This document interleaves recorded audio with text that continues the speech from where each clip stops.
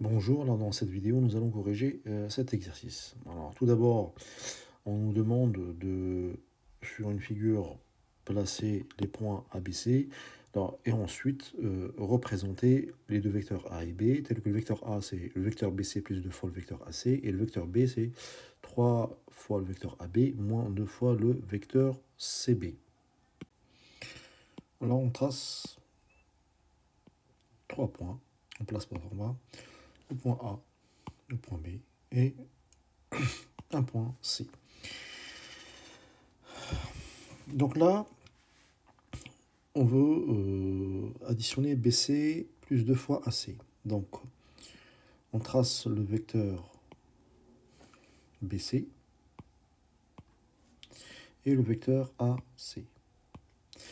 Comme on le sait déjà, que pour additionner deux vecteurs, il faut les mettre côte à côte. Alors, à l'extrémité du vecteur C, du point C, pardon, on va mettre le vecteur AC, mais on va le mettre 2 fois AC. Donc, on va tracer 2 fois de suite le représentant. Donc, en traçant 2 fois de suite le représentant du vecteur AC, donc là, on a une fois AC, et là, une fois AC. Donc, le point C seconde représente en fait là, ce vecteur-là, de C à C seconde, il représente 2 fois le vecteur AC. Comme je veux BC plus 2 fois AC, en fait, on aura BC plus ce vecteur. Donc, au final, le vecteur A, c'est le vecteur qui va du point B au point C seconde. Ça, c'est le vecteur A. Donc, pour ne pas alourdir la figure, je ne laisse que le vecteur A. Donc, pour tracer le vecteur B, on a dit c'est 3 fois le vecteur AB. Donc, on trace le vecteur AB. Donc là, je veux 3 fois le vecteur AB. Donc, exactement comme tout à l'heure, on va tracer un représentant du vecteur AB 3 fois de suite à partir du point B. Donc là, on veut 3 fois AB.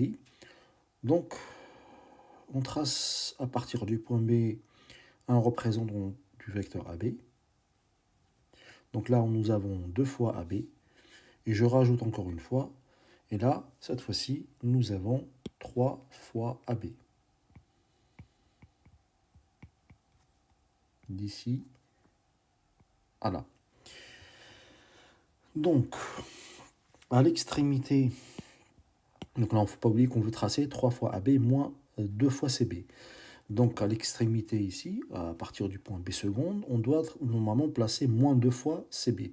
Sauf que moins 2 fois CB, c'est plus 2 fois BC. Donc, on va tracer le vecteur BC. On trace le vecteur BC.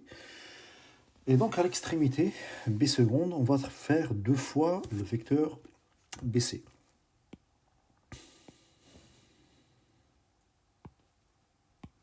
Donc, une fois, 2 fois. Et donc, ce point qui est là, c'est 3 fois AB plus moins 2 fois CB, donc j'arrive là. Donc le vecteur B, en réalité, c'est ce vecteur. Donc le vecteur B, c'est le vecteur qui est en rouge. Donc, je vais enlever les vecteurs superflus pour ne garder que les vecteurs qu'on vient de construire. Donc maintenant, dans la figure, je n'ai gardé que le vecteur A et le vecteur B. Donc maintenant, on va passer à la question 2. Placer le point D tel que le vecteur AD égale le vecteur A plus le vecteur AB. Donc là, nous avons le vecteur AB plus le vecteur A. Donc le vecteur A, c'était celui du vecteur-là. Donc on a AB plus le vecteur A. Donc on a directement notre vecteur AD. Donc voilà le point D. Maintenant, on passe à la question 3. Placer le point E tel que AE égale le vecteur B moins le vecteur AC. Donc le vecteur B, on l'a, c'est le vecteur qui est en rouge. Le vecteur AC,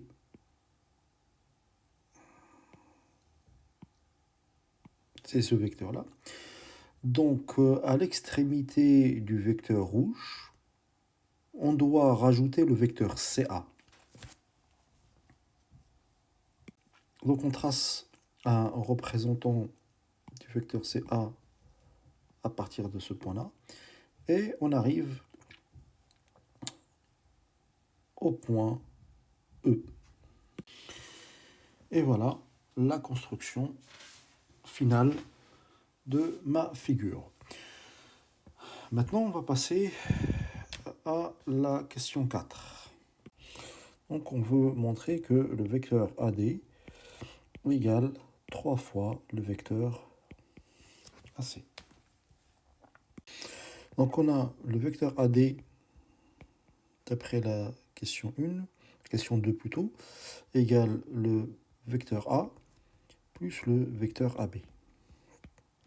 Sauf que le vecteur A, c'est le vecteur BC, plus 2 fois le vecteur AC.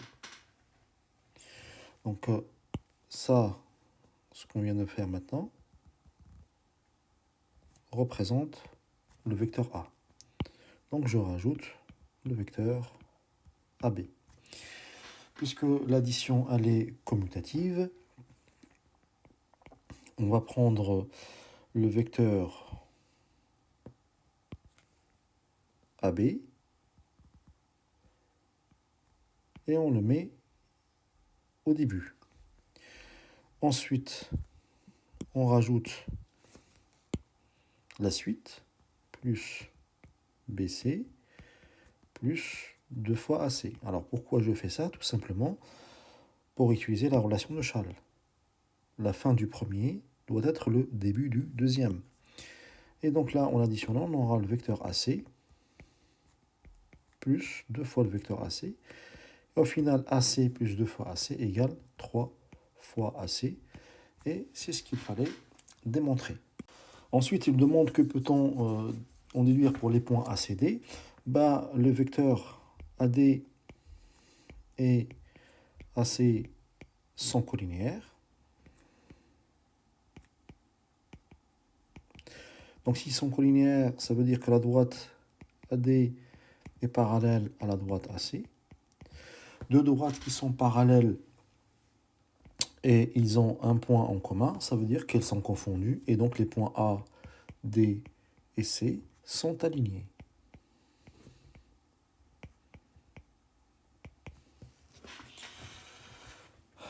Maintenant, passons à la dernière question. La question 5. Ça, c'était la question 4. Donc, la question 5, on me demande de montrer que le vecteur AB égale au vecteur CE. Donc là aussi, on va utiliser la relation de Schall. Donc on part du vecteur AB. Puisque j'ai besoin du vecteur CE, je vais introduire le point E. Donc on aura AE plus EC. Plus EB, pardon. Alors, donc, le vecteur AE, c'est le vecteur B moins AC, à laquelle je rajoute le vecteur AEB. Bon, hein, le vecteur B moins AC, en fait, c'est le vecteur AE.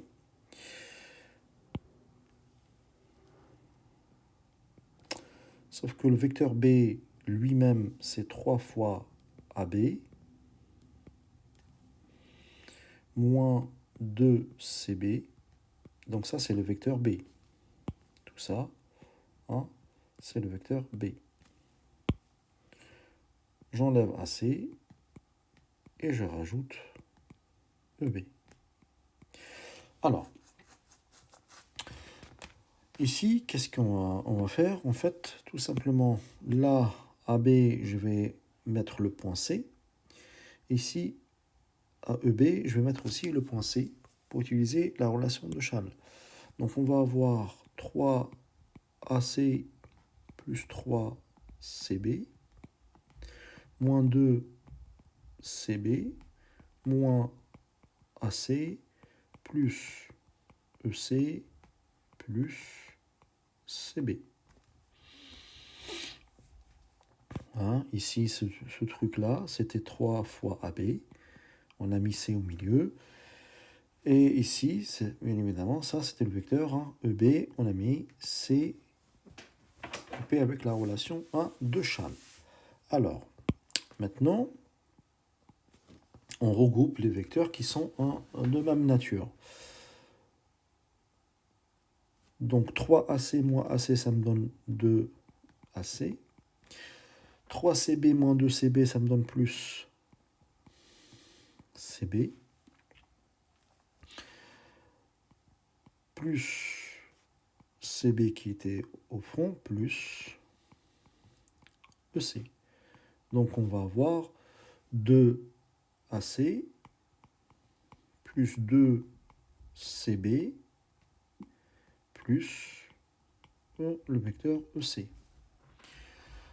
Et donc, ça, en sortant 2 en facteur, je vais avoir 2AC plus CB plus le vecteur EC.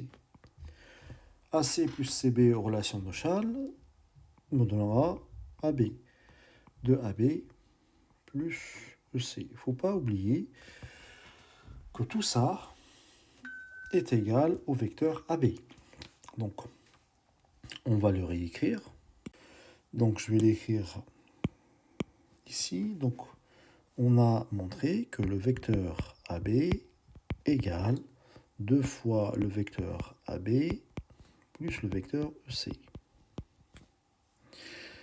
Donc, ça veut dire quoi? Ça veut dire que AB moins 2AB égale le vecteur EC.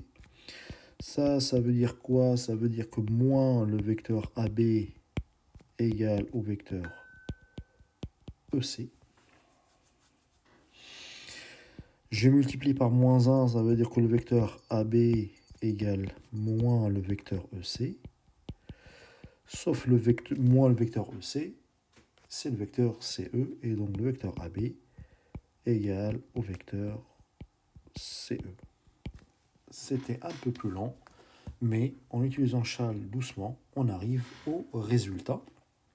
Et enfin, que peut-on déduire pour le quadrilatère ABEC? C'est-à-dire ABEC, on voit bien que c'est un parallélogramme. Pourquoi? Parce que AB égale CE. Donc là, il suffit de dire, ça veut dire que ABEC est un parallélogramme.